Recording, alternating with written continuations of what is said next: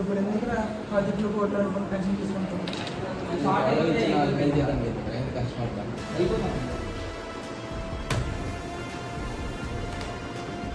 ఎవరో ఇచ్చే జీతానికి పనిచేసేవాడు కాదు ఇంజనీర్ అంటే. మీకు కథ చెప్తాను వినండి. బ్రిటిషర్స్ కాలంలో ఒక భారతీయ ఇంజనీర్ ఉండేవారు.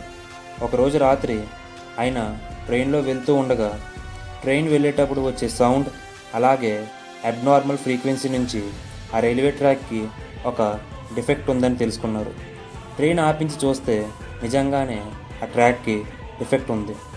ఆయన దాన్ని 200 మీటర్ల దూరం నుంచి గ్రహించారు. అది ఇంజనీరింగ్ అంటే. ఆ రోజు ఆయన ఎవరో ఇచ్చే జీతం కోసం పనిచేస్తే చాలు అనుకొని మనకెందుకులే అని ఊరుకుంటే చాలామంది ప్రాణాలు కోల్పోయేవారు. అంతేకాదు, మన భారతదేశంలో automatic flood gates, dams, drainage systems, railway lines ఇలా చాలా రకాల ప్రాజెక్ట్స్ చేశారు ఆయన. ఎందుకంటే అవి ప్రజలకు అవసరం కాబట్టి. ఆయన పేరేంటో తెలుసా? గౌరవనీయులైన శ్రీ మోక్షగుండం విశ్వేశ్వరయ్య గారు.